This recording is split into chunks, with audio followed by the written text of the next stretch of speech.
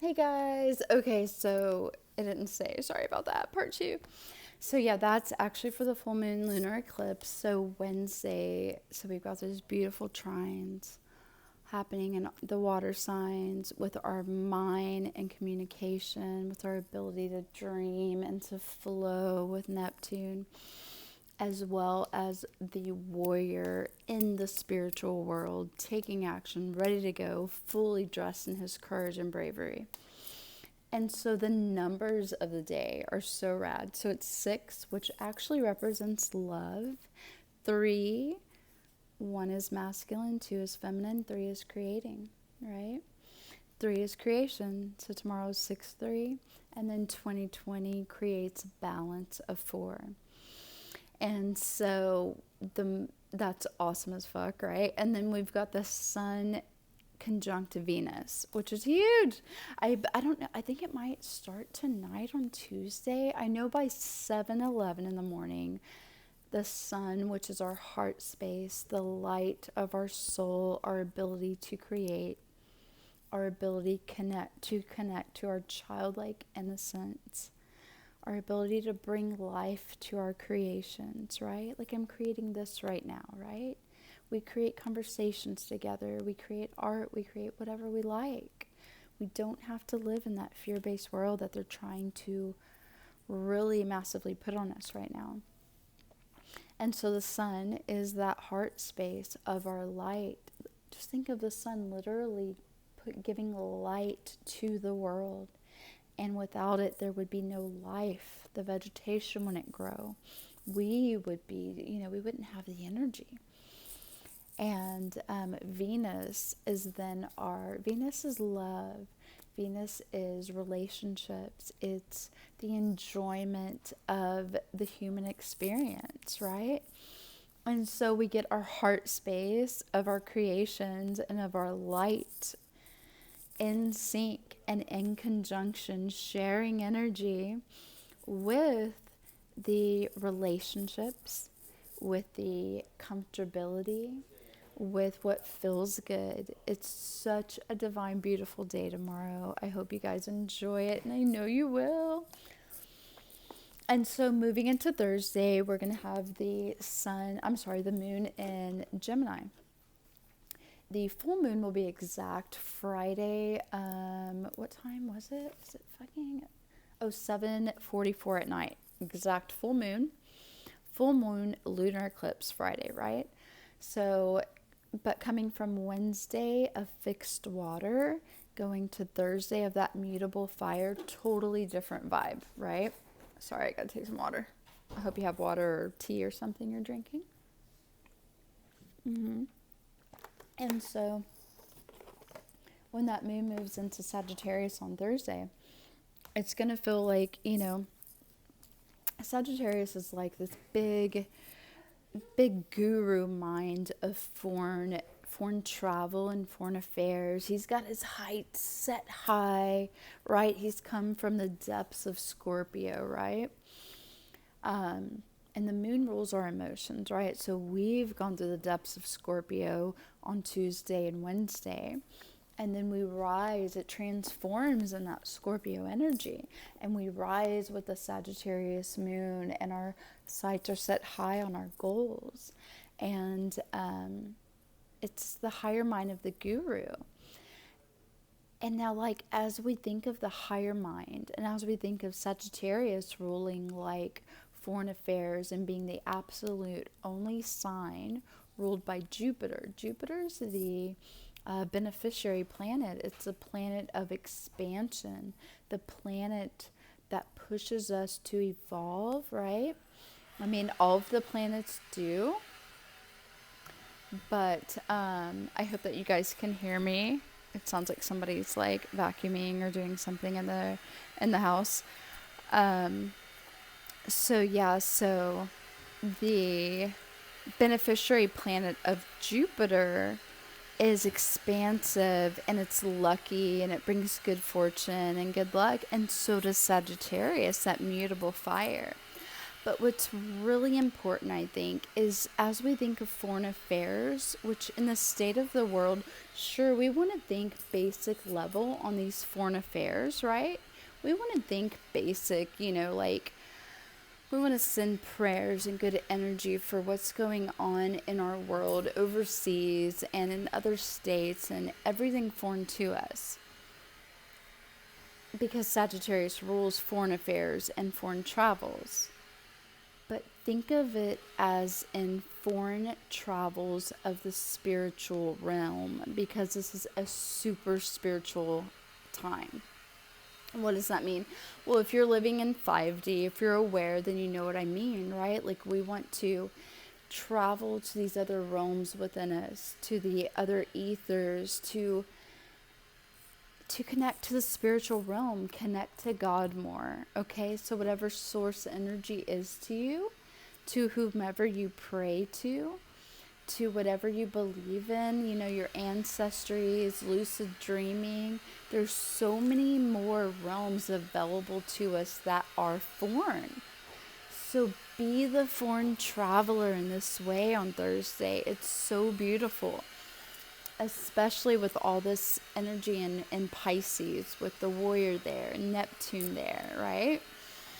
And so then, let's see, we got, so then Friday brings us to this full moon in Sagittarius. So that means the sun is in the opposite sign, which is Gemini, and the moon is in Sagittarius. This is creating an illumination, right? The God's sun is illuminating, or the God's sun is illuminating the goddess, right? She is fine all by herself, controlling that tide. And the sun is just fine all by himself, both in their powers. She's controlling the waters. He's controlling the life on earth, right? But they meet in this alignment on full moons. And the sun illuminates that moon, and she radiates that glow back. Well, this one is a lunar eclipse, and so the Earth's shadow, I believe. I was watching Christopher Ruteki's, because I don't remember all the details all the time. I don't just like channel into astrology and perfect it like some of these amazing astrologers do. So basic shit I don't fucking like retain sometimes. But Christopher Rutecki was really like the way he was wording it. I was like, okay, and I'm trying to be better for you guys, because the way that astrology has connected me to the flow, my experience, is what I want you to have, Not my experience, your own experience of connecting back to the natural way of it, the natural flow. And so the Earth's shadow is illuminated on the moon, and the moon illuminates that back to us, right? So it's kind of weird. So it's like our shadows, this is how he described it, which I was like, that's a cool way to look at it. Because all I really knew of eclipses is that it's eclipsing, it's taking away a part of our lives, which it does. I mean, there's so many layers to things, right? So many perceptions, so many truths. And so as the moon radiates our shadow of Earth back to us, so our shadows are illuminated to the goddess. We're like, here's the shadow goddess, Mama and Moon. And she's like, all right, child, there it is. Have it back. Now what will you do with it, right? It's up to us. We take responsibility for our own sin, right? We don't need to ask anyone outside of ourselves. What we need to do is fill into that. We need to take responsibility. We need to shine our light on it so that we can get rid of it, right? And so that's the story of an eclipse. And so having the sun in Gemini, that represents the mind. It represents communication. It's mutable air, right? So it's adaptable and it's getting insights. And so that's the sun. That's where the God energy is, the sun. That's where our heart space is. And then the moon in Sag. So it's doing that foreign travel I was speaking about, right? The guru mind, the higher mind, seeing the highest sights possible. And so that's the two energies we're working with. It's so much of the mind and travel and how far the soul wants to go and how high is your sight. And how far will you dig to uncover those treasures, to transform? Super cool time, guys. Like, it's so clear right now. I know this video is going on and it went into 2 parts, but I don't think it's that bad actually right now. So let's see. An amazing thing that's happening on this lunar eclipse that I find so fucking radical is the vertex, okay? The vertex, the moon trines the vertex, okay? So on this lunar eclipse that I was just speaking about, it trines, which is the positive aspect, the most positive energy flow between the entities above, right? The planets. It's just like a positive energy flow. It trines the vertex, which is a point in the astrology that is known as Destiny's Gate. Like, what the fuck? Like, we already know the time is here, whether you're aware or not. Like, obviously it's clear the world's changing. I love that this point is at 13 degrees Aquarius. So we already know we're moving into the age of Aquarius. You know, I get ahead of myself and I'm like, we're already there, la, la, la. You know, and I love and respect the astrologer David Palmer that I'm always talking about because he's fucking radical as fuck. And if you haven't checked him out, check him out. Christopher Witecki's awesome too. But he was saying the other day, you know, we're not exactly there yet. This is still Pisces shit. This is still age of Pisces, but we are, you know, Saturn's already there.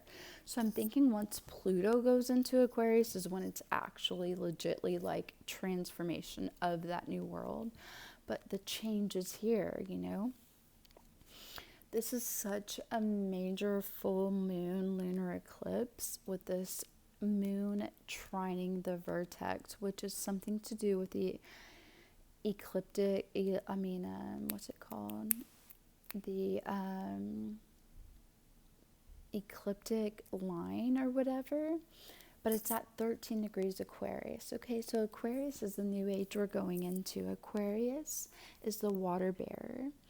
It is the fixed air, so it's the Einstein. It's figuring out all this shit. It's getting these downloads. It rules technology. It brings in a bright blue, like the world's not ready for this energy. It's the fucking rebel, you know. It's like this, I keep snapping because it's this quick, like unexpected energy. At 13 degrees. So I was just speaking to Hunter from Wake Tribe. He's like this phenomenal being that I love so much. We were just talking about how 13 is a significant number in like the spiritual world and in like Vedic or sidereal astrology. I'm not educated on the subjects. I've been studying Western, right? From what I know, Vedic doesn't use the outer planets, which I find now at this point in my path, I find kind of beautiful, right? Because it's like it's going back to like, you know, before we knew all this, it was before we knew fear. That's a whole other video, honestly. But so 13, so you got those 12 zodiac signs, right? Each one having its opposite.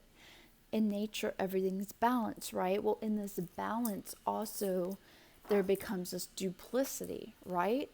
And in this duplicity, there's what? There's separation, okay? So what does 13 do? It's like I forget what it's called, like the neocortex of the brain. It bridges those two hemispheres of worlds, the East and the West. It bridges them. And it bridges them in the sign of fucking Aquarius. It bridges them for the humanitarian. It's so fucking divine. It's crazy. I love it so much. I love it so much, guys. I hope you're on it. I hope you're understanding me. If it resonates, awesome. If it doesn't, I love you anyway. It's all good. So I've got to finish up the week. I don't got to do shit right ever, but let me go ahead and finish up the week with the astrology. And so after the full moon lunar eclipse, and basically all of this, what it's going to do is it's going to align us like a motherfucker. is how I feel, to where we need to be. I mean, it's so fucking awesome. I love it. And please, please, if you are feeling lost right now, if your mental health is suffering, reach out. Look up into these spiritual things. Like, there are so many light beings in you know, if it's church, it's fine, it's beautiful.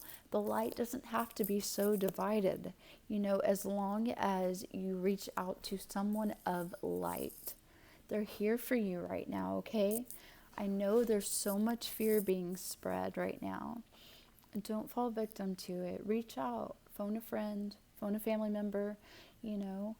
It's all good. There's so much available to you right now other than what is going on the news and all that bullshit. Definite bullshit. So Saturday, the moon will come into Capricorn, okay? So that's going to go from that mutable fire to cardinal earth, okay? I'm snapping because cardinal wants to start things. It does start things. And earth, Capricorn, wants to build. So now we've, you know, gone through this crazy, like, divine order of things, and now we're ready and knowing of what we want to build.